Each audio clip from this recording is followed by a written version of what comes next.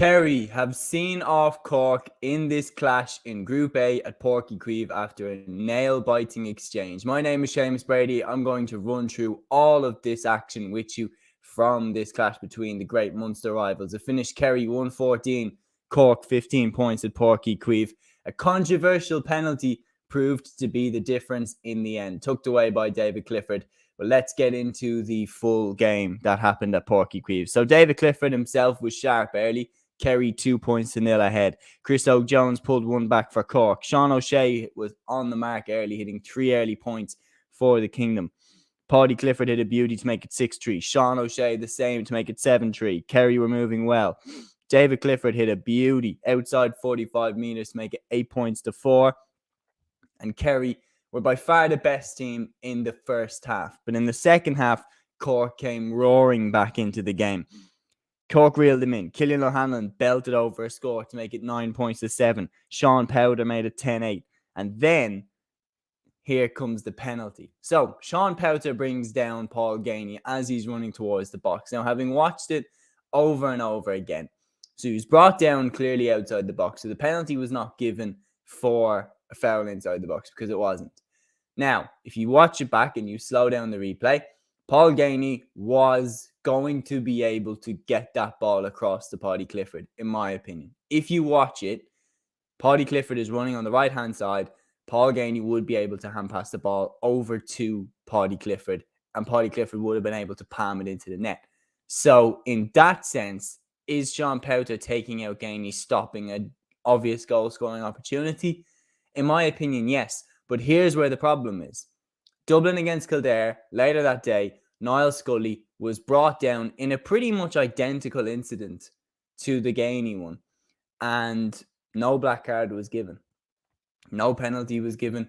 And it's like, where's the consistency? Because that's the other thing, is that, okay, maybe if you're talking technically about that rule, maybe yes, it was. But it's like, you never enforce that rule. I'd actually forgotten to a point that rule existed until the penalty was given.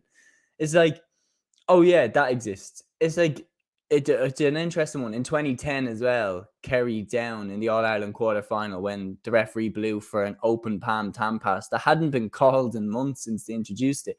It's teams get used to playing it. You could tell that nobody in the crowd thought it was a penalty. Nobody on the Kerry team thought it would be a penalty. Nobody on the Cork team thought it would be a penalty. And then Gough gives the penalty, which I guess under the rule books it probably was, but there's no consistency. That's my problem. If you're going to do it, be consistent with it, because then teams will be ready for it and they will be able to play their defensive structure accordingly. So I thought Cork were hard done by. David Clifford tucks the penalty away. Kerry get a massive boost.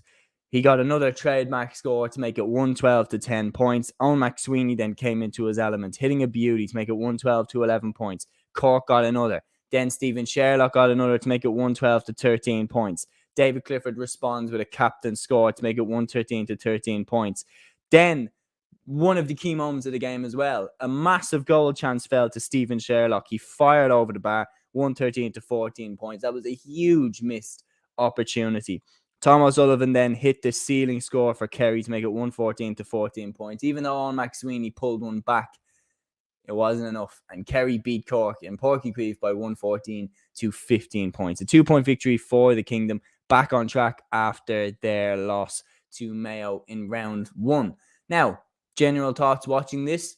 Cork always get themselves up for Kerry. So it's hard to actually evaluate where they're at when they come down. I will actually take more from their performance against Mayo. How they get on against Mayo is where I will actually put them at, because Cork have gotten up for Kerry in the past.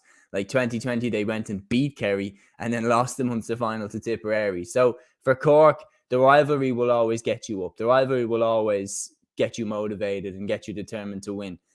Will they carry that same energy for Mayo? That's what I'll be keeping a close eye on, because they have had poor results this year, Cork, but they've also had great results. So the Mayo one will be the one that I'll be focusing on more. And for Kerry, yeah, like not that great, to be honest. I think, like, look, even though that they were tighter at the back this time, they didn't really give up any goal chances apart from the Stephen Sherlock one. Still, they only beat Cork by 2 points. And like, compared to where they've beaten them by in previous years gone by, I don't think they look as anywhere near as impressive as they did last year. at this stage. That's all I'll say. I don't think they look as impressive as they did this time last year. When you look at how they just swept Mayo aside in the quarterfinal last year, and now what Mayo did to them in Killarney this year. So I do think they've got a way to go to get back to the top, but I think they absolutely have the players to do it. So yeah, that's my honest reflection on this game. Kerry, see off the Cork scare and pick up the 2 points to go right up to the top of the group alongside Mayo. Now, that is my recap. There will be a full in-depth review coming, guys, here on Play on GAA for all the games across the weekend on Monday. So please make sure that you check that out. And until the next one, guys, take care.